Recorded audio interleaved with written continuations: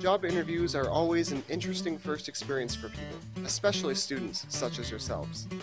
They may seem easy as pie, but they can be nerve-wracking to some people. Hopefully, our video will teach you some tips and tactics for job interviews. First of all, make sure that you have a good sleep the night before and a good breakfast the morning of. Treat your interview as a school exam. It could be equally as important. Now, the moment we've all been waiting for. You step into the room and it's time for the interview.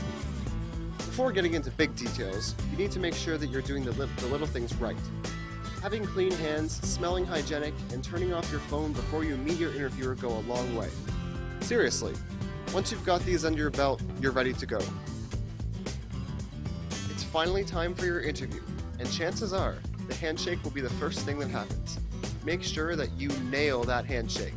Nice and firm, lasting a few seconds without sweaty palms. This shows that you're enthusiastic, confident, and ready to be interviewed. If you don't think that the handshake is important, think again.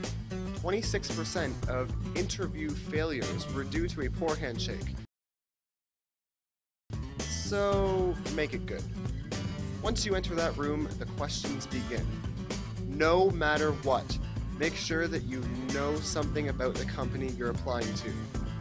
Chances are you'll be asked a question about the company, and 47% of interview failures were due to little or no knowledge about the company. So, yeah. As you continue your interview, make sure you're acting like you want the job. So maintain eye contact, speak clearly, and keep a good posture. So, you know what to do and what not to do. So what about your words? Well, obviously you don't want to sound dumb or cocky, that's obvious. However, there are a few phrases that are death traps leading to interview failure. So let's go over those. Firstly, I will do anything here. Never say this, because you don't want to sound desperate. Instead, mention something about you being on the lookout for a job and that one lining up with their skills. Secondly, I didn't get along with my last boss. This implies that you're irresponsible and have difficulties working with employees. Thirdly, can I work from home? This might raise a red flag that you're not going to come to work, which obviously isn't good. Fourthly, no, I don't have any questions. Asking questions at the end of an interview shows that you care about the job and are interested to learn more about it. Finally, at the end of the interview, don't just say, okay, bye.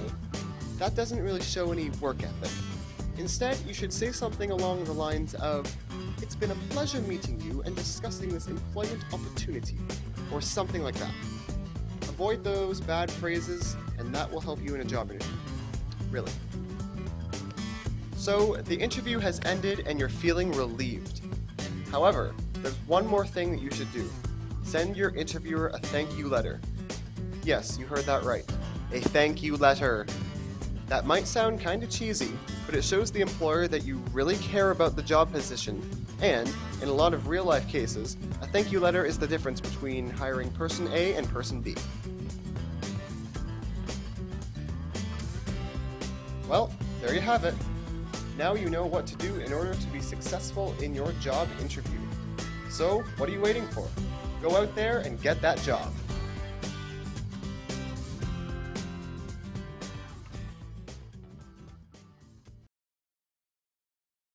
Created using Powtoon.